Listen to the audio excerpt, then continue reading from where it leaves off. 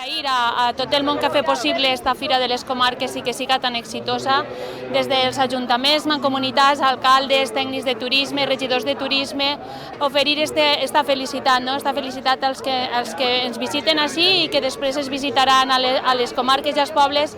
La família, quan se reuneix, al final està unida i té un mateix objectiu. El nostre objectiu és buscar la felicitat de la persona que té un temps lliure i que vol passar-la en companyia de nosaltres, i l'única manera és unint esforços.